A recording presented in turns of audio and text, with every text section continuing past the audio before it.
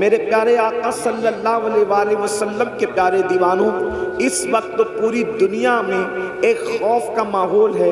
تقریباً 15-20 دن سے پوری دنیا ایک خوف کے ماحول کے اندر زندگی گزار رہی ہے۔ اس کی وجہ یہ ہے، خوف اور دہشت کی وجہ یہ ہے کہ اس وقت سیریا اور ترکی کے اندر جو خطرناک اور خوفناک زلزلے آئے ہیں، ان زلزلوں کو دیکھ کر کے ہر انسان لرزہ برندام ہے۔ ان زلزلوں کو دیکھ کر کے ہر انسان متزلزل ہے، ہر انسان پر ایک خوف و ہراس کی کیفیت طاری ہے۔ اور ترکی اور شام کے اندر جو زلزلے آئے ہیں، اسی کے ساتھ ساتھ دانشوروں نے یہ بھی پیشن گوئی کی ہے کہ اب وہ صرف 2 ملکوں میں زلزلوں کی بات نہیں ہے، بلکہ کئی ملکوں پر اس وقت زلزلوں کی پیشن گوئی کی تلوار لٹک رہی ہے، یعنی کئی ملکوں کے اندر مزید زلزلے آ سکتے ہیں۔ اس لیے ہر انسان بے چین ہے، ہر انسان بے قرار ہے، ہر انسان مضطرب ہے۔ اللہ اکبر! آپ نے یوٹیوب کے ذریعے سے اور ویڈیوز کے ذریعے سے اور نیوز کے ذریعے سے شام اور ترکی کا زلزلہ دیکھا ہوگا۔ بڑی بڑی عمارتیں، اللہ اکبر، زمین کے سینے کے اندر دفن ہو گئی۔ آپ ذرا غور فرمائیں، میرے آقا صلی اللہ علیہ وآلہ وسلم کے دیوانوں، جس وقت ترکی میں زلزلہ آیا، کیا ترکی والوں نے یا سیریا والوں نے کبھی سوچا بھی ہوگا کہ ہمارے درمیان ایک ایسا عذاب آئے گا؟ اور وہ لوگ جو دولت کے اندر کھیل رہے تھے، وہ لوگ جو دولت کی ریل پیل میں مست تھے، کیا انہوں نے سوچا تھا کہ وہ خیمے میں پناہ لینے پہ مجبور ہو جائیں گے؟ لوگوں کو بھیک دینے والے ان کے ہاتھوں میں بھیک کے کٹورے آ جائیں گے۔ اللہ اکبر! میرے آقا صلی اللہ علیہ وآلہ وسلم کے پیارے دیوانوں، یاد رکھنا، مصیبت کسی پر بھی آئے، مومن کی شان یہ ہے کہ مومن کسی بھی مصیبت زدہ کو دیکھ کر اس سے عبرت حاصل کرتا ہے۔ کسی مفکر نے کہا تھا، اگر دوسروں کو دیکھ کر تم عبرت حاصل نہیں کرو گے تو تم بھی عبرت بنا دیے جاؤ گے۔ قرآن کہتا ہے، فَاعْتَبِرُوا يَا أُولِي الْأَبْصَارِ، اے آنکھ والو عبرت حاصل کرو۔ آنکھیں پکچر کے پوسٹر کے لیے نہیں دی گئی ہے، آنکھیں فلموں کے لیے نہیں دی گئی ہے، آنکھیں گندی پکچروں کے لیے نہیں دی گئی ہے، آنکھیں آوارگی کے لیے نہیں دی گئی ہے۔ قرآن کہتا ہے، آنکھیں اللہ نے تمہیں عبرت کے لیے دی ہے۔ ایک سے ایک ویڈیو کو شیئر کرنے والوں، کبھی غور بھی کیا ہوتا، کبھی سوچا بھی ہوتا؟ اللہ اللہ! ترکی اور سیریا کے اندر جو زلزلے آئے ہیں، انہوں نے کبھی سوچا ہوگا ان کے کتنے خوبصورت مکانات ہیں، ان کے کتنے اونچے اونچے مکانات ہیں، ان کے کتنے اچھے اچھے مکانات ہیں، لیکن دیکھ لو سرد موسم کے اندر اب خیموں میں پناہ لینے پر مجبور ہے۔ اللہ اکبر! میں یہ نہیں کہتا جن پر مصیبت آئی ہے وہ سب پاپی ہے، یہ نہیں کہتا جن پر تکلیف آئی وہ سب مجرم ہے، لیکن یاد رکھنا، یہ بات آپ بھی کہتے ہو، عام بول چال میں ہم بھی کہتے ہیں، ہمارے علماء بھی کہتے ہوں گے کہ گیہوں کے برابر گھن بھی پسے جاتے ہیں۔ اللہ اکبر! اب آئیے، زلزلے کیوں آتے ہیں؟ زلزلے آنے کی وجہ کیا ہے؟ اگر ہم نے اس پر نظر نہیں کی تو اللہ نہ کرے جتنی سخت مصیبت میں وہ گرفتار ہے، اس سے بڑی مصیبت ہم پر بھی آ سکتی ہے۔ میرے آقا صلی اللہ علیہ وآلہ وسلم کے دیوانوں، زلزلے آنے کی 2 وجوہات بتائی جاتی ہے۔ ایک تو طبعی وجہ ہے جس کو سائنسداں لوگ بتاتے ہیں، یعنی کہ جو ہے وہ سیال مادوں میں ایسا ہوتا ہے تو زلزلہ آتا ہے۔ پھر کہتے ہیں کہ پلیٹوں کے اندر اختلاف ہو جاتا ہے تو زلزلہ آتا ہے۔ گویا کہ طبعی وجوہات، جیسے مثال کے طور پر ہم بیمار پڑتے اس کی ایک طبعی وجوہات ہے، اس کی چند طبعی وجوہات ہے۔ مثال کے طور پر زکام ہو گیا تو کیوں ہوا؟ تو کہا دہی کھا لیا تو کھانسی آ رہی ہے، اسی طریقے سے ٹھنڈا پی لیا تو زکام ہو گیا، اسی طریقے سے جو ہے شربت پی لیا تو یہ ہو گیا۔ یہ وجوہات طبعی وجوہات بتائی جاتی ہے، لیکن ایک دوسری وجہ ہوتی ہے اور وہ حقیقی وجہ ہوتی ہے اور وہ سچی وجہ ہوتی ہے۔ یاد رکھنا، آپ سے پوچھنا چاہتا ہوں، اگر شربت بیمار کرتا ہے، توجہ کرنا، اگر شربت سردی کرتا ہے تو 4 لوگ شربت پیتے ہیں، سردی ایک ہی کو کیوں ہوتی ہے؟ 3 لوگوں کو کیوں نہیں ہوتی؟ اگر سب کو شربت نقصان پہنچاتا تو نقصان سب کو پہنچانا چاہیے تھا۔ اسی طریقے سے اگر مرچی سے موشن ہوتے ہیں تو 4 لوگوں نے کھائی تو ایک ہی کو کیوں ہوئی، 3 کو کیوں نہیں ہوئی؟ اس کا مطلب یہ ہے ہم ریزن تلاش کرنے میں طبعیات میں تو پھنسے ہوئے ہیں لیکن حقیقت پر ہماری نظر نہیں ہے. لیکن آج کے قرآن و سنت کو ماننے والوں جب بھی کوئی مصیبت آتی ہے تو ہم قرآن اور حدیث میں اس کی وجہ تلاش کرتے ہیں. کیا وجہ ہے؟ قرآن و حدیث میں تلاش کریں. میں آپ سب کی توجہ چاہتا ہوں, ذرا غور فرمائیں. اللہ اکبر. اب طبعی وجوہات تو بتا دی گئی, سجال مادوں نے ایسا ہوا تو ایسا ہو گیا, پلیٹوں میں ایسا ہوا تو ایسا ہو گیا, یہ ہو گیا تو یہ ہو گیا. لیکن حقیقی وجہ کیا ہے؟ اب حقیقی وجہ قرآن بیان کرتا ہے, اس کو دل کے کانوں سے سننا. اللہ پاک ارشاد فرماتا ہے وَمَا أَصَابَكُم مِّن مُّصِيبَةٍ فَبِمَا كَسَبَتْ أَيْدِيكُم, کہ تم پر جو بھی مصیبت آتی ہے وہ تمہارے ہاتھ کی کمائی ہے, وہ تمہارے گناہوں کی وجہ سے آتی ہے, وہ تمہارے جرائم کی وجہ سے آتی ہے. پتہ چلا ہم پر جو بھی مصیبت آتی ہے وہ گناہ کی وجہ سے آتی ہے. اس آیہ کریمہ کی تفسیر میں مفسرین لکھتے ہیں کہ اگر مومن کو کانٹا بھی چبھتا ہے اس کے گناہ کی وجہ سے چبھتا ہے, مومن کو ٹھوکر بھی لگتی ہے اس کے گناہ کی وجہ سے لگتی ہے. پتہ چلا اگر مسلمان گناہ کرنا چھوڑ دے تو وہ اتنا سیف ہو جائے گا کہ اس کو کبھی ٹھوکر بھی نہیں لگ سکتی. زلزلے آنا تو دور کی بات ہے, گناہ چھوڑتے چلے جاؤ, عیش کی زندگی گزارتے چلے جاؤ, راحت کی زندگی گزارتے چلے جاؤ, آرام کی زندگی گزارتے چلے جاؤ. حیرت کی بات یہ ہے آرام کی زندگی سب چاہتے ہیں, راحت کی زندگی سب چاہتے ہیں, سکون کی زندگی سب چاہتے ہیں, آرام کی زندگی سب چاہتے ہیں, قرار کی زندگی سب چاہتے ہیں, لیکن گناہ کوئی چھوڑنا نہیں چاہتا. اللہ اکبر. بڑی معذرت کے ساتھ میں یہ نہیں کہتا کون کیا کرتا ہے, لیکن ہر انسان اپنے آپ میں ڈوب کر سوچے. کہنے والے نے کہا تھا اپنے من میں ڈوب کر پاجا سراغ زندگی, اپنے من میں ڈوب کر پاجا سراغ زندگی. تو اگر میرا نہیں بنتا نہ بن, اپنا تو بن. مسلمانوں ہم اپنے تو بن جائیں, اپنے آپ میں ڈوب کر سوچو میں کیا کرتا ہوں. توجہ کرنا, یہ محفل تو کیا کرتا ہے اس کی نہیں ہے, یہ محفل خود احتسابی کی محفل ہے. یہ ہمارے علماء کی پشت پناہی میں یہ جو فقیر قادری عرض کر رہا ہے, آج ہم یہ نہیں کہیں گے تو کیا کر رہا ہے, کون کیا کر رہا ہے. آج ہم اپنے آپ میں ڈوب کر سوچیں میں کیا کر رہا ہوں, میں کیا کر رہا ہوں. قرآن کہتا ہے یا ایھا الذین آمنوا علیکم انفسکم, اے ایمان والو اپنی فکر کرو. آج مسلمان کے اندر یہ بیماری پیدا ہو گئی, تو کیا کر رہا ہے, وہ کیا کر رہا ہے, کون کیا کر رہا ہے. اس لیے ہر آدمی دوسرے کو مجرم ٹھہراتا ہے, خود احتسابی نہیں. ہمارے بزرگوں میں کیا طریقہ تھا, میں کیا کر رہا. ایک مرتبہ سلطان العارفین حضرت بایزید بسطامی کے دور میں بارش بند ہو گئی, بارش بند ہو گئی. لوگوں نے کہا بارش بند ہو گئی, چلو سلطان العارفین بایزید کے پاس. یہ بایزید کون؟ سید الطائفہ, طاؤس العلماء.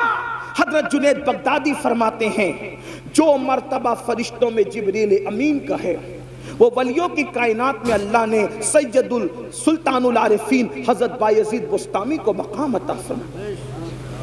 جیسے فرشتوں میں جبریل ویسے ولیوں میں بایزید بسطامی. یہ بات جنید بغدادی نے اس وقت کہی, ابھی سرکار غوث پاک کی آمد نہیں ہوئی تھی, ان کی آمد سے پہلے یہ بات کہی گئی. آپ سے پوچھتا ہوں جو ولیوں میں جبریل کی طرح ہے, جیسے فرشتوں میں جبریل ویسے سلطان العارفین بایزید ولیوں میں ہے, ایسی ہستی کے پاس لوگ آ کے کہتے بارش بند ہو گئی.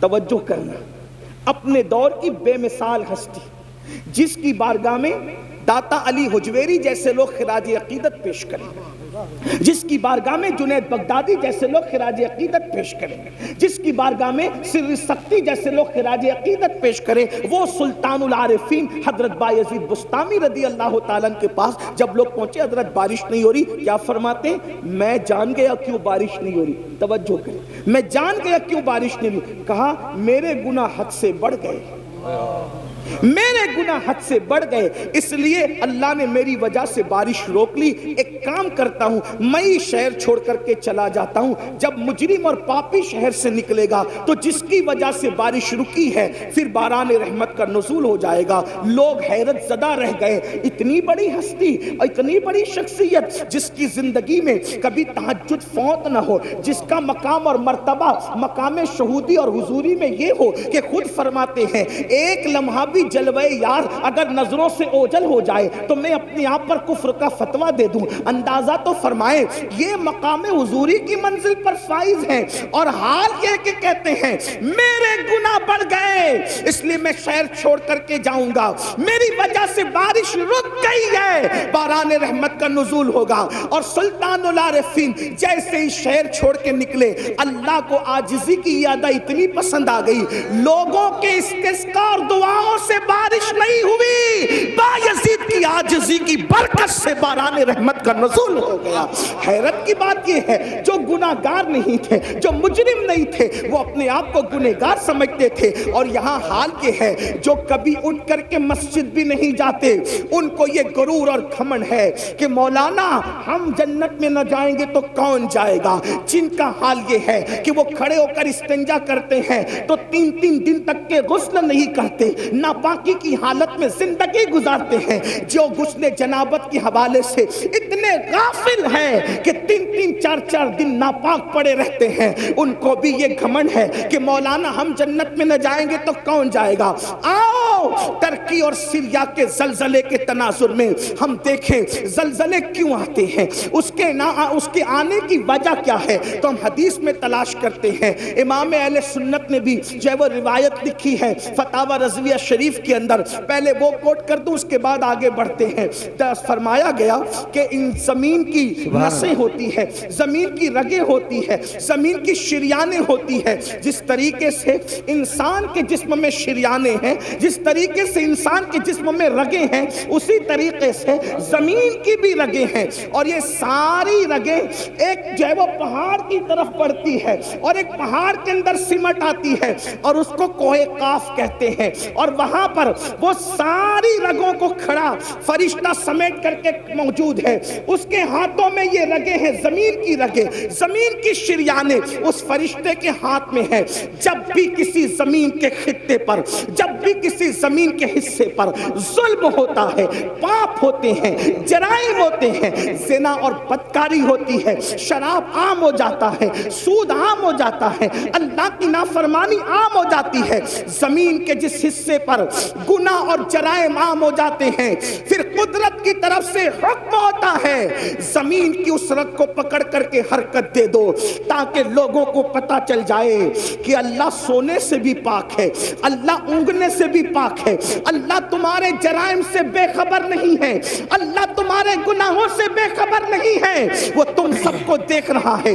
اللہ اکبر۔ اور جب وہ نس پکڑ کر، وہ رگ پکڑ کر فرشتہ حرکت دیتا ہے تو زمین پر زلزلے کے جھٹکے نمودار ہوتے ہیں۔ اللہ اکبر۔ میری قوم کے جوانوں، پتہ چلا جب زمین پر اللہ کی عبادت کرنے کی بجائے جب زمین پر ظلم کیا جاتا ہے، جب زمین پر حرام کام کیے جاتے ہیں، جب زمین پر اللہ اکبر نوتل میں کمی کی جاتی ہے، اس وقت زمین پہ زلزلے آتے ہیں اور مجرموں کی وجہ سے بے گناہ بھی اس کا شکار ہو جاتے ہیں۔ اللہ اکبر۔ کیا یہ جرائم ہمارے اندر نہیں؟ ایک مرتبہ ام المومنین امام حاکم اپنی مستدرک میں لکھتے ہیں، لیکن محدثین نے اس حدیث کی سند پر جرح بھی کی ہے۔ اللہ اکبر۔ بعض محدثین نے جرح کی، امام حاکم نے اس کو صحیح کہا، لیکن میں امام حاکم کی جو ہے وہ صحت کی بات کو سامنے رکھ کر بالکل نصیحت کے طور پر یہ بات پیش کرتا ہوں۔ ایک مرتبہ ایک جوان ام المومنین سیدہ عائشہ صدیقہ کے پاس آیا۔ کون عائشہ صدیقہ؟ مفتی 4 ملت۔ کون عائشہ صدیقہ؟ جس کے بستر پہ قرآن نازل ہوتا ہو۔ کون عائشہ صدیقہ؟ سینکڑوں صحابہ اور ہزاروں تابعین جس کے شاگرد ہوں۔ ان سے پوچھا امی جان یہ بتائیں کہ زلزلے کیوں آتے ہیں؟ زلزلے آنے کی وجہ کیا ہے؟ تو ام المومنین نے اس کی طرف سے چہرہ پھیر لیا. چہرہ پھیرنے کی وجہ یہ تھی کہ زلزلہ آنے کی وجہ اتنی نازک بیان کرنا چاہتی تھی کہ اس کے سامنے بیان نہیں کرنا چاہتی تھی. بیک گراؤنڈ حدیث کا یہی بیان کر رہا ہے. پوچھنے والے نے پوچھا تو اس کو بیان نہیں فرمایا، یعنی جب اس نے سوال کیا تو چہرہ پھیر لیا. لیکن اللہ اکبر، پھر حضرت عبداللہ نے پوچھا امی جان آپ بتائیں کہ زلزلہ کیوں آتا ہے اور زلزلہ آنے کی وجہ کیا ہے؟ تو اس وقت ام المومنین نے ان کو جواب دیا، حضرت عبداللہ کو جواب دیا، عبداللہ زلزلہ آنے کی وجہ یہ ہے جب عورتیں اس نیت سے گھر سے خوشبو لگا کر کے نکلتی ہے کہ لوگ ان کے حسن کے فریب میں مبتلا ہو جائیں، ان کی طرف راغب ہو. خوشبو لگا کر کے عورتیں اپنے گھروں سے اس لیے نکلتی ہے کہ لوگ ان کے فتنے میں مبتلا ہو. پھر اس وقت زلزلے آتے ہیں جب عورتیں نامحرم اور مردوں کے سامنے، جب عورتیں نامحرم مردوں کے سامنے، اجنبی مردوں کے سامنے ننگی ہونے لگتی ہے، زنا کے لیے تیار ہو جاتی ہے، اپنے جسم کو پیش کرنے لگتی ہے، اس وقت زلزلے آتے ہیں. اللہ اکبر. ابھی آگے اور بھی روایتیں پڑھی جائے گی، اگر وقت رہا تو جتنا وقت مجھے دیا گیا میں اسی میں گفتگو مکمل کروں گا. لیکن آپ کی توجہ چاہتا ہوں، آپ سے پوچھتا ہوں، کیا ہماری بہن بیٹیاں آج گھروں سے عطر لگا کر نہیں نکل رہی ہے، خوشبو لگا کر نہیں نکل رہی ہے، پرفیوم لگا کر کے نہیں نکل رہی ہے، خوبصورت بن کر کے نہیں نکل رہی ہے، میک اپ کر کے نہیں نکل رہی ہے؟ آج اللہ اکبر مسلمانوں کا حال یہ ہو گیا، شادی کے موقع پر صرف چہرے بنانے کے لیے بیوٹی پارلروں میں جتنا خرچ ہوتا ہے اگر اس کا اندازہ لگایا جائے تو لاکھوں روپے صرف بیوٹی پارلر کی نظر ہو جاتے ہیں. میں پوچھنا چاہتا ہوں مسلمانوں، صرف داڑھی رکھنے سے ہم نجات نہیں پا سکتے، صرف 5 وقت کی نماز بھی ہمیں نجات کے سائل تک نہیں پہنچا سکتی، سروں پر ٹوپیاں رکھنا بھی ہمیں نجات تک نہیں پہنچا سکتا. اس وقت تک جب تک کہ ہم پورے دین پر عمل نہ کریں. ہم نے دین کی چند چیزوں کو اٹھا لیا، کسی کو نماز آسان پڑی اس نے نماز اٹھا لیا، کسی کے چہرے پہ داڑھی آسان پڑ گئی اس نے داڑھی رکھ لی، کسی نے ٹوپی کو آسان سمجھا اس نے ٹوپی پہن لی. یاد رکھنا، دین کو رسومات بنانے والوں، یہ رسمی عبادتیں نجات کے سائل تک نہ لے جائے گی. میرے نبی نے فرمایا وَالْعَاقِبَةُ لِلْمُتَّقِينَ. نعرہ تکبیر. آخرت صرف پرہیزگاروں کے لیے ہے، آخرت متقیوں کے لیے ہے. بلکہ یہاں تک فرمایا جو لوگوں کے سامنے ٹوپیاں پہنے، نمازیں پڑھے، روزے رکھے، نیک عمل کرے، اور جو تنہائی کے اندر پاپ اور گناہ کرے، اللہ ان کی عبادتوں کو ان کے منہ پہ مار دے گا. خدا کو ایسی عبادتوں کی کوئی حاجت نہیں ہے. میرا اللہ حاجت اور ضرورت سے پاک ہے، اسے کسی کی عبادت کی ضرورت نہیں ہے، وہ بے نیاز ہے. مسلمانوں بتاؤ تو صحیح، اللہ اکبر، ہماری بیٹیاں بیوٹی پارلروں میں جائیں، ہماری بیٹیاں خوشبو لگائیں، ہماری بیٹیاں اجنبی مردوں کے سامنے ننگی ہو جائیں. اب کچھ لوگ سوچتے ہوں گے کہ یہ مولوی یہ بات کیوں کر رہا ہے کہ بیٹیاں ننگی ہو جائیں. میں کہتا ہوں صرف کپڑا اتارنا ہی ننگا پن نہیں ہے. اگر دوسری حدیث پر نظر ڈالیں تو ذرا اپنے آپ میں ڈوب کے سوچیں کہ کتنوں کی بیٹیاں ننگی ہے. بڑی معذرت کے ساتھ سفید ریش میرے بزرگ علماء بھی بیٹھے ہیں، ان کا ادب بھی میرے سامنے ہے، لیکن اگر انجیکشن نہ لگائیں، آپریٹ نہ کریں، آپریشن نہ کریں تو یہ قوم ہمیں ملتی کہاں ہے؟ جب ہم ممبر پہ نہ بولیں تو کہاں بولیں؟ لوگ کہتے ہیں اتنی اوپن تقریر نہیں ہونا چاہیے. میں نے کہا جب لوگ اوپن گناہ کر رہے ہیں تو اوپن اصلاح کرنے کا ہمیں حق نہیں؟ جو قوم گناہ کرنے میں اوپن ہو گئی تو کیا ہم اس قوم کو آئینہ نہیں بتا سکتے؟ اور اللہ نیتوں کو جانتا ہے. فحش بات کرنے کی ہماری عادت نہیں، اللہ نیتوں کو جانتا ہے. لعنت اللہ علی الکاذبین، جو جھوٹ بولے اس پہ لعنت ہے. ہمیں شوق نہیں یہ بات کرنے کی. لیکن آپ سے پوچھتا ہوں، آپ اگر یہ سوچتے ہیں ام المومنین نے کہا مردوں کے سامنے عورتیں ننگی ہوگی، زلزلے آئے، عورتیں ننگی نہ ہو رہی. ایک حدیث میں اللہ کے رسول علیہ السلام نے فرمایا قیامت کے قریب عورتیں کپڑے پہن کے بھی ننگی ہوگی. تو صحابہ نے پوچھا آقا کپڑے پہن کے ننگی ہونے کا کیا مطلب ہے؟ وہ فرمایا اتنے باریک اور پتلے پتلے کپڑے پہنے گی کہ کپڑے پہن کر بھی ان کا جسم نظر آئے گا. اتنے تنگ اور چست پہنے گی کہ مفہوم ہے کہ جسم کا نشیب و فراز دکھے گا. تو یہ بھی تو ننگے پن کی کپڑا پہن کر بھی ننگی ہے. مردوں کو اس کا کوئی خیال نہیں. ایک باپ جب جمعہ کی محفل میں مسجد کے اندر یہ خطاب سنتا ہے تو کہتا ہے مولوی لوگ پرانے خیال کے لوگ ہیں. مولوی پرانے خیال کا نہیں ہے, ہم دین کے پابند ہیں.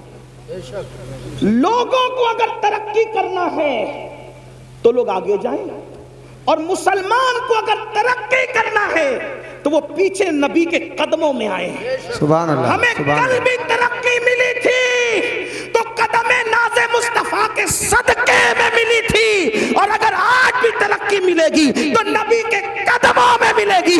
لوگ کہتے ہیں نبی کے قدموں میں کیا رکھا ہے, میں کہتا ہوں جب ماں کے قدموں میں جنت ہے تو نبی کے قدموں میں کیا رکھا ہے اس کا اندازہ آپ خود ہی لگا سکتے. نعرہ تکبیر, نعرہ قدموں میں جو ہے غیر کا منہ کیا دیکھے, کون نظروں پہ چڑھے دیکھ کے تلوا کے. ایک بھائی اپنی بہن پہ کنٹرول نہیں کر سکتا, ایک باپ اپنی بیٹی پہ کنٹرول نہیں کر سکتا, ایک شوہر اپنی بیوی پہ کنٹرول نہیں کر سکتا. اگر کنٹرول نہیں کر سکتے تو دل کے کانوں سے سن لو, اپنی نماز, اپنے روزے, اپنے حج, اپنے صدقات, اپنے عمرہ پر گھمنڈ کرنے والوں, اگر اپنے گھر کی عورتوں کو کنٹرول نہیں کرتے تو اللہ نے جنت کے دروازے پہ لکھ دیا ہے کہ جنت دیوسوں کے لیے حرام ہے. حرام, جنت دیوسوں کے لیے حرام ہے. صحابہ نے پوچھا آقا دیوس کون ہے؟ تو اللہ کے رسول علیہ السلام نے فرمایا جس کے گھر کی عورتیں بدی میں مبتلا ہوں اور وہ مرد معلوم ہونے کے بعد ان کو نہ روکے, جو عورتیں بازاروں میں بے پردہ جائیں اور وہ مرد معلوم ہونے کے باوجود ان کو نہ روکے, ایسے مرد دیوس ہے. دیوس اللہ نہ ان کا فرض قبول کرتا ہے, نہ ان کا نفل قبول کرتا ہے, نہ ان کی دعائیں قبول کرتا ہے, نہ ان کی نمازیں قبول کرتا ہے. میرے پیارے آقا علیہ السلام کے پیارے دیوانوں, ام المومنین فرماتی ہیں پہلی وجہ تو یہ ہے. دوسری وجہ, جب ناپ تول میں کمی کی جائے گی تو زلزلے آئیں گے. ام المومنین ناپ تول میں کمی. اب ناپ تول میں کمی پر بہت اچھی تشریح کی ہے حکیم الامت حضرت علامہ مفتی احمد یار خان نعیمی رحمت اللہ علیہ.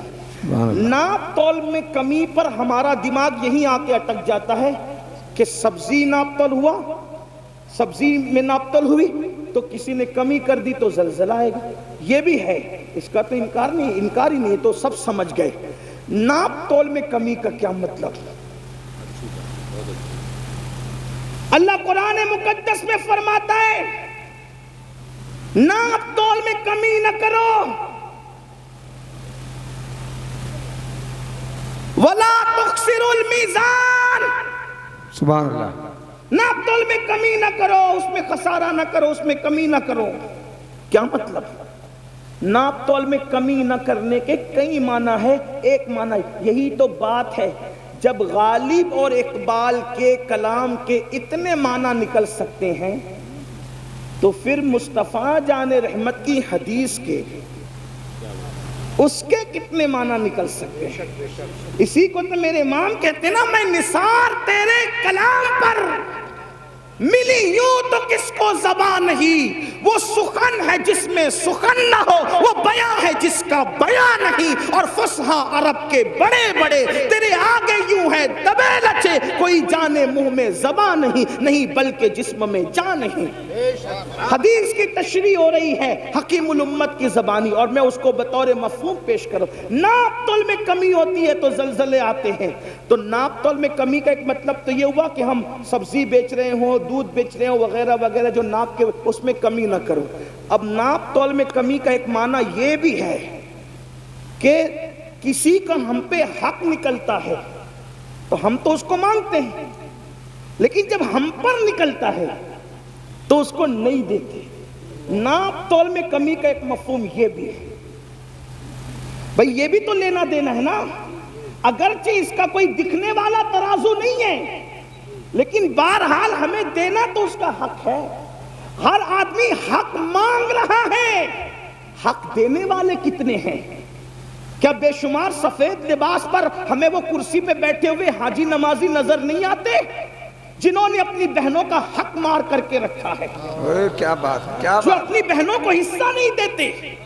کہ بے شمار ایسے لوگ نہیں ہیں جنہوں نے اپنے بھائیوں کا حق دبا رکھا ہے, اپنے بھائیوں کو حق نہیں دیتے. اگر اللہ نے طاقت دی, 4-6 لوگ ماننے جاننے والے ہوئے تو بڑا بھائی چھوٹے بھائی کو کہتا ہے جا جو کرنا ہے کر لے, میں نہیں دوں گا. اور پھر اس کے بعد اس کے ننگے پن پر کوئی انصاف کرنے کون سامنے آتا ہے؟ کون آتا ہے آنکھ میں آنکھ ڈالنے کے لیے؟ کون آتا ہے کسی کو حق دلانے کے لیے؟ کون آتا ہے کسی کے حق کے لیے؟ اللہ اکبر. بلکہ لوگ کہتے ہیں یار وہ تو ننگا آدمی ہے, وہ تو دادا آدمی ہے, وہ تو بھائی گیری کرتا ہے, اس کے پاس جائیں گے تو یہ ہوگا اور یہ ہوگا اور یہ ہوگا اور یہ ہوگا. سن لو, جس وقت حق تلفی کی جا رہی ہو اور پھر لوگ جو حاجی نمازی اور دیندار کہلانے والے کسی کے حق کے لیے اس کے ساتھ کھڑے نہیں ہیں تو وہ بھی تیار ہو جائیں زلزلوں کے جھٹکوں کے لیے, وہ بھی تیار ہو جائیں اللہ کے عذاب کے لیے.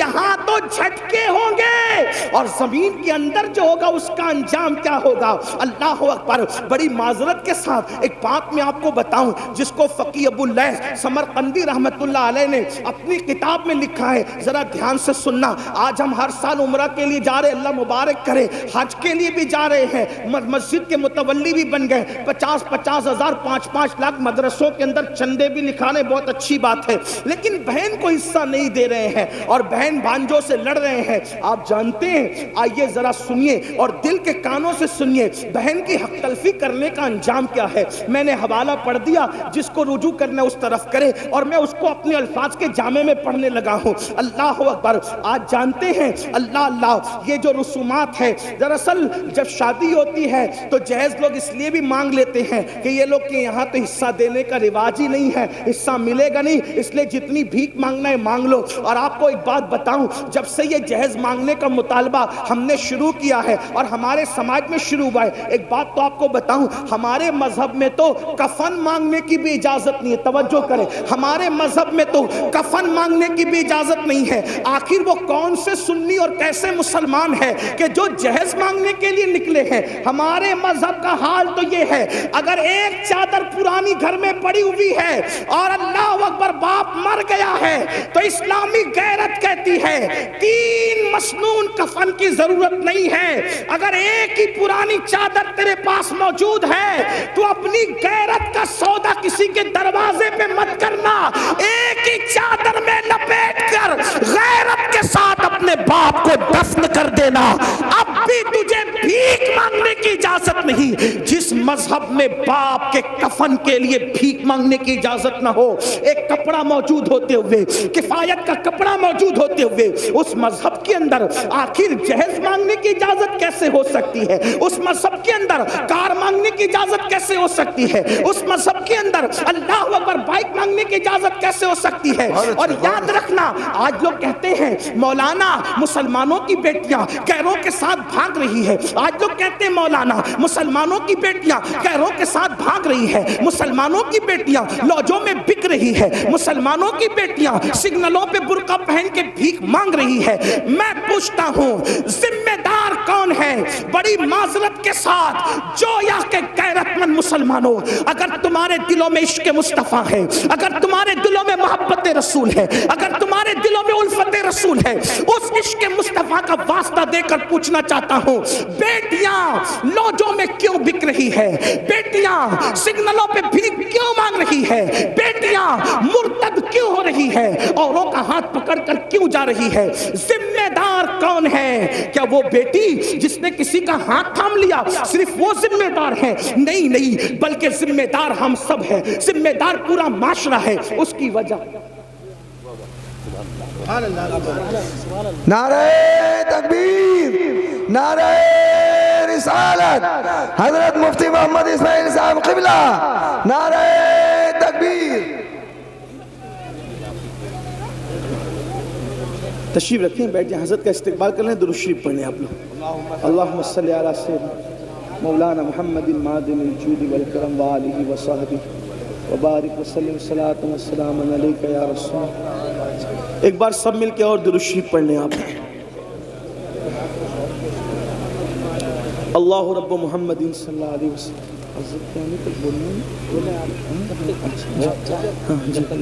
بڑی نوازش, سب مل کے درود شریف پڑھیں, بلند آواز سے درود شریف پڑھیں.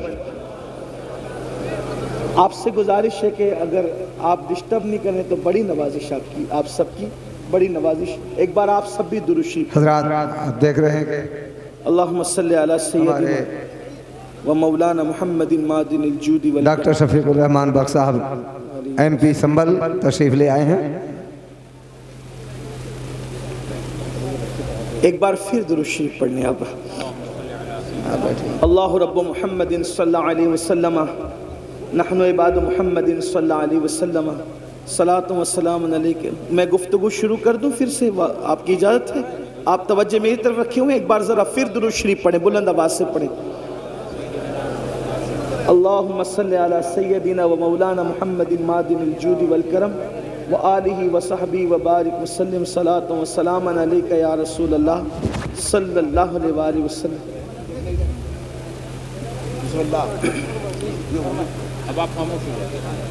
پھر درود شریف پڑھنے ایک مرتبہ. اللہم صلی علی سیدنا و مولانا محمد معدن الجود والکرم وآلہ وصحبہ وبارک وسلم صلاۃ و سلام علیک یا رسول اللہ صلی اللہ علیہ وسلم. کھلے کھلے دل سے ذرا عاشقوں کی طرح سب درود شریف پڑھ لیں.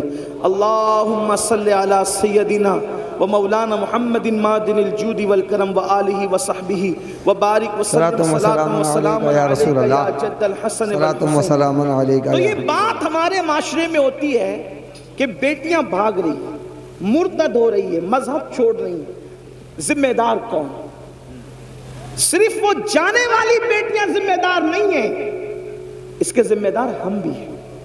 کیونکہ ہم نے شادی کے نام پر اتنی رسومات کو ایجاد کر دیا, اتنی رسومات کو ایجاد کیا کہ اب ہر کس و ناکس کے لیے شادی ممکن نہ رہی, شادی مشکل ہو گئی.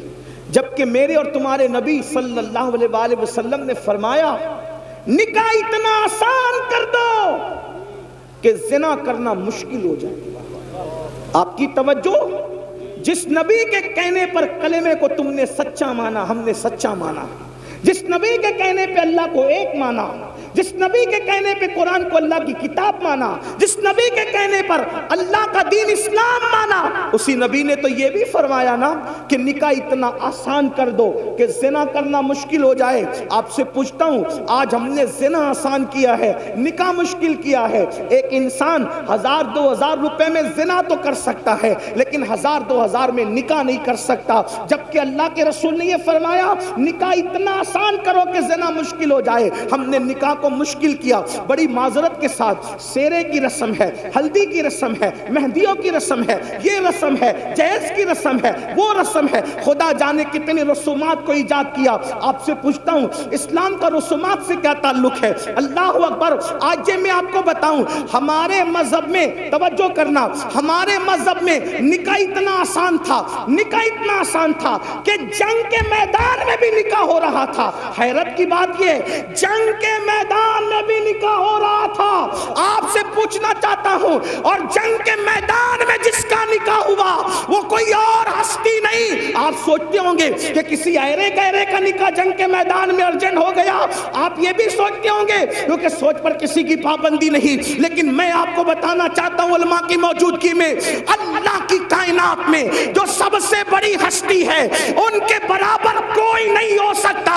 موسیٰ و عیسیٰ, داؤد و ابراہیم, اسماعیل علیہ السلام, یہ سب کے سب جس کے پیچھے مقتدی بن کر کے کھڑے ہیں وہ محمد رسول اللہ کا نکاح خیبر کے جنگ کے میدان میں ہوتا ہوا نظر آ رہا ہے. آپ سے پوچھنا چاہتا ہوں کیا حضرت صفیہ کے ساتھ میدان جنگ کے اندر رسول اللہ کا نکاح نہ ہوا؟ اور پھر اتنی سادگی سے ہوا کہ صحابہ میں اختلاف ہو گیا کہ حضور نے صفیہ سے نکاح کیا یا نہیں کیا.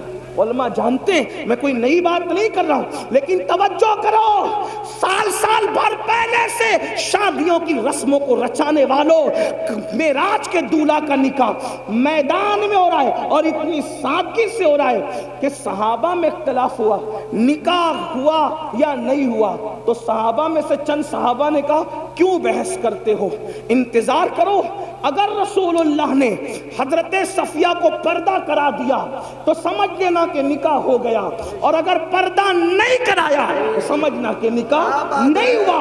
آپ سے پوچھنا چاہتا ہوں، جب معراج کے دولہا کا نکاح اتنی سادگی سے ہوتا ہے تو تم کون اور تمہاری حیثیت کیا، ہم کون اور ہماری حیثیت کا۔ لیکن ظلم کا برا ہو، مسلمان کو نبی کی سنت کب یاد آتی ہے؟ کب یاد آتی نبی کی سنت؟ مسلمان کو نبی کی سنت اسی وقت یاد آتی ہے جب اس کا اپنا فائدہ ہوتا ہے، مطلب وہ سنت کا نہیں اپنے فائدے کا پابند ہے۔ ایک بات آپ کو بتاؤں، مسلمان کتنی سادگی سے کہتا ہے مولانا جہیز دینا تو سنت ہے نا، رسول اللہ نے اپنی شہزادی کو جہیز دیا، تو جہیز دینا سنت ہے، جب سنت ہے تو دو۔ ہم نے کہا یہ بہت بڑے محققین اور علماء ہیں، میں ایک بات آپ سے کہتا ہوں، ہمت کہہ کے کہتا ہوں، اگر غلطی ہوگی تو ابھی اصلاح ہوگی، اور اگر یہ اصلاح کر دیں گے ابھی کر دیں گے، اگر صحیح کہہ رہا ہوں اور غلط کہہ رہا ہوں تو اصلاح کر دیں گے، صحیح کہہ رہا ہوں تو آپ کو ماننا چاہیے۔ رسول اللہ نے اپنی بیٹی کو جہیز نہیں دیا، جہیز دینا کوئی سنت نہیں، یہ ایک طالب علم کا، قرآن اور حدیث کے طالب علم کا دعویٰ ہے، مناظرے مباحثے اور اس کا شوق نہیں ہے، نہ میں مناظر ہوں نہ میں بحث والا آدمی ہوں، لیکن ایک میں آپ کی عدالت میں ایک بات رکھ رہا ہوں علماء کی توجہ کے ساتھ، توجہ آپ کی اسی بات توجہ سے سن لیں، جہیز دینا سنت نہیں ہے، جب دینا سنت نہیں تو لینا بھی سنت نہیں۔ پھر آپ کہیں گے کہ وہ مثنوی میں، پھر مفتی احمد یار خان نعیمی نے، اور پھر فلاں اور پھر فلاں بزرگوں نے جو جہیز کی فہرست بنائی ہے اس کے بارے میں تو کیا کہتا ہے؟ میں کہتا ہوں وہ فہرست صحیح ہے، فہرست سے مجھے کوئی اختلاف نہیں، لیکن تھوڑا سمجھ میں ہمارے فیر ہو رہا ہے۔ کیا فیر ہو رہا ہے؟ ایک بات بتاؤں آپ کو دھیان سے، نہ جہیز دینا سنت نہ لینا سنت۔ یہ ایک سبق سنانے کی نیت سے عرض کر رہا ہوں، علامہ اللہ بخش صاحب اگر موجود ہیں پیچھے ہے کیا، پشت پناہی کر رہے کیا؟ ہے بہت دور چلے گئے۔ نہ دینا سنت نہ لینا سنت، تو کافر وہ فہرست میں نے کہا صحیح، مصنوی میں فہرست وہ بھی صحیح، مفتی احمد یار خان نعیمی نے بنائی وہ بھی صحیح، تو کہا پھر میں نے کہا وہ بس سمجھ کا پھیر ہوا۔ اللہ کے رسول نے وہ جو جہیز دیا ہے، جہیز وہ سیدہ فاطمہ کو نہیں دیا بلکہ وہ اپنے بھائی علی مرتضیٰ کو دیا۔ نمبر ایک سیدہ کو نہیں دیا، بیٹی کو نہیں دیا، بھائی کو دیا۔ اگر آپ بھی بھائی کے لیے لاکھوں خرچہ کرتے ہیں تو امین القادری تمہارا تلوہ چومنے کے لیے تیار ہے۔ کیا بات ہے، حضور نے بیٹی کو نہیں دیا، اپنے بھائی کو دیا، داماد بھی نہیں کہہ رہا ہوں ورنہ کسی کو چور دروازے سے گھسنے کا راستہ ملے گا، بھائی کو دیا۔ اب بھائی کو کیوں دیا؟ اس لیے کہ حضرت ابو طالب کثیر العیال تھے اور ان کی غربت کا احساس تھا رسول اللہ کو، تو فرمایا اپنے چچا عباس سے کہ تمہارے بھائی کثیر العیال ہیں تو ان کے کچھ بچے ہم اپنی ذمے پہ لے لیتے ہیں اور ان کی پرورش ہم کرتے ہیں۔ تو حضرت جعفر کو حضرت عباس نے لے لیا اور علی مرتضیٰ کو بچپن سے رسول اللہ نے اپنی پرورش میں لے لیا، تو گھر میں رسول اللہ نے رکھا، بچپن سے نبی نے پالا، نبی نے پلا، نبی نے بڑھایا، نبی نے پرورش کی۔ اب بتاؤ جس کے گھر میں علی پلے ہیں تو علی مرتضیٰ کا خود کا گھر نہیں تھا، اب شادیوں کے علی نئے گھر میں جا رہے ہیں، تو جس نے پالا تھا، جس نے پوسا تھا، جس نے بڑا کیا تھا، جس نے تربیت کی تھی، اگر بفرض محال علی مرتضیٰ کا نکاح سیدہ فاطمہ کے ساتھ نہ بھی ہوتا اور علی کا نکاح کسی اور کے ساتھ ہوتا تو بھی علی مرتضیٰ کا گھر سجانے کی ذمہ داری تو اسی کی تھی نا جس نے بچپن سے پرورش کی تھی۔ جس نے بچپن سے پرورش کی تھی انہی کی ذمہ داری تھی. تو لوگوں کو مغالطہ یہ ہو رہا ہے کہ جہیز بیٹی کو دی, بیٹی کو جہیز نہیں دیا, بھائی کے لیے انتظام کیا. یہ تو ایک بات میں نے کہہ دی. دلیل کیا؟ اب دلیل سن لیں. ایک کھجور, توجہ, ایک کھجور کسی ماں یا باپ کے پاس آئے اور وہ 2 بچوں میں برابر برابر تقسیم نہ کرے, تو اللہ کے رسول فرماتے ہیں کھجور کی غلط تقسیم کرنے پر بھی اللہ کو جواب دینا پڑے گا. بچوں کے ساتھ برابری کا یہ حق ہے. اس کو ایک مرتبہ بوسہ لیا تو دوسرے بچے کا حق ہے کہ اس کو بھی ایک بار لے لے. جو مذہب بوسہ لینے میں برابری دیتا ہو بچوں کے لیے, تو اب سنیں, میرے نبی کی ایک بیٹی تو نہ تھی نا. ہمارے عقیدے میں, اہل سنت کے عقیدے میں نبی کی کتنی شہزادیاں ہیں؟ 4. کتنی ہیں؟ 4.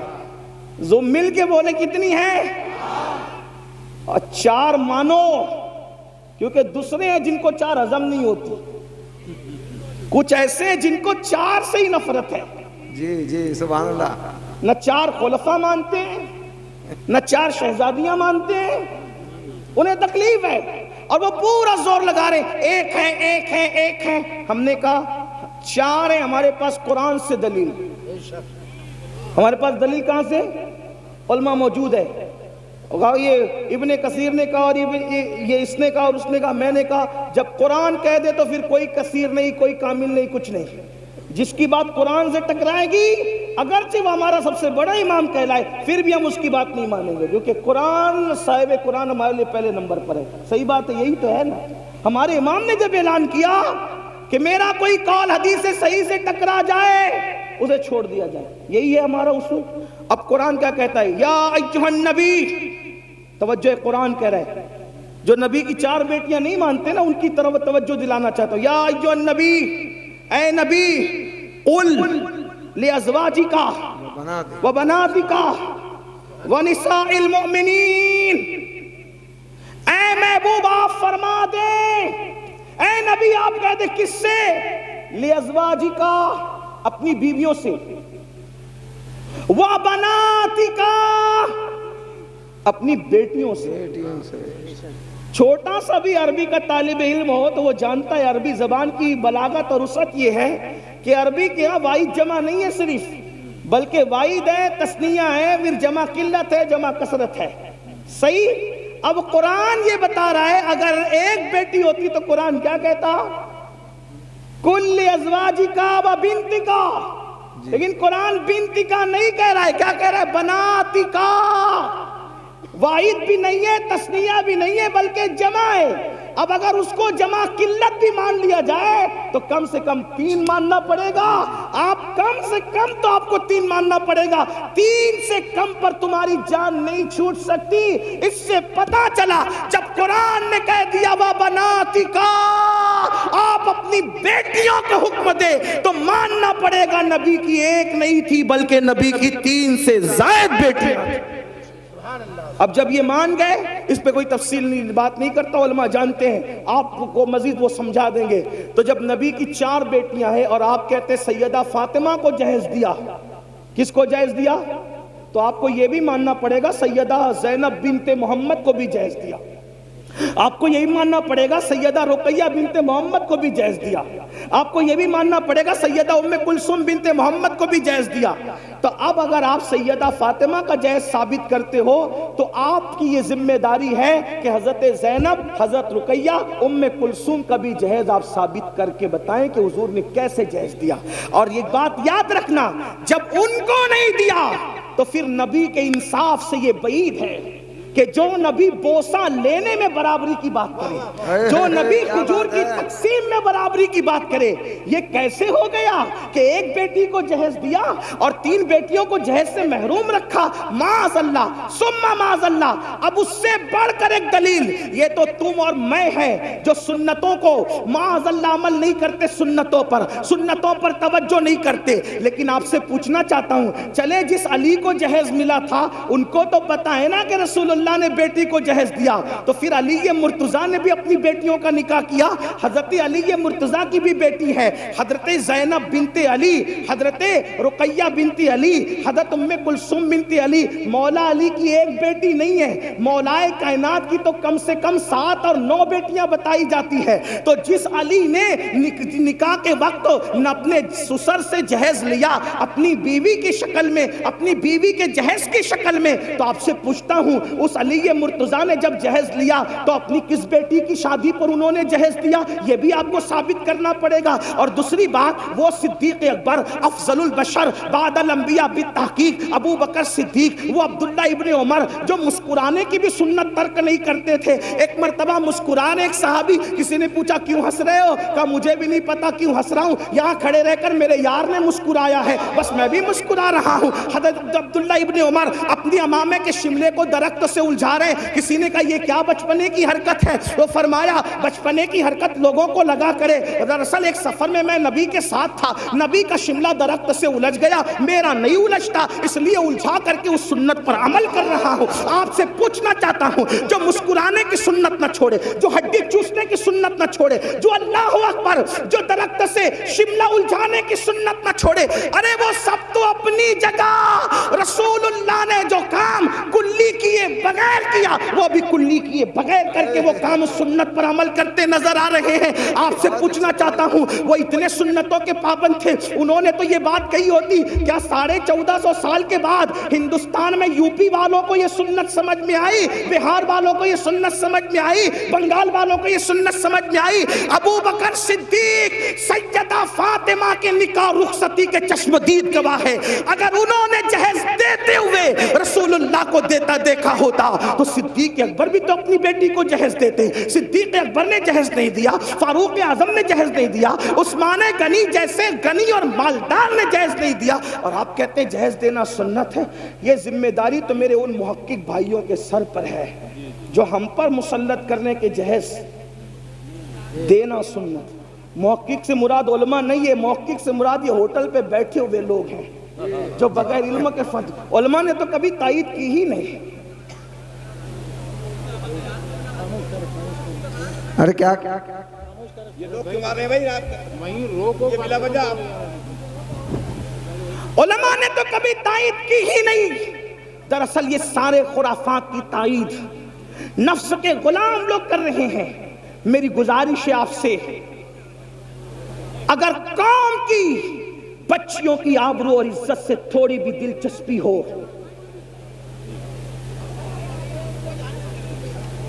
شاید حضرت تشریف لا چکے ہیں, ہماری محفل کے خصوصی خطیب حضرت علامہ شاکر علی نوری صاحب قبلہ حضرت کا استقبال فرما لیں.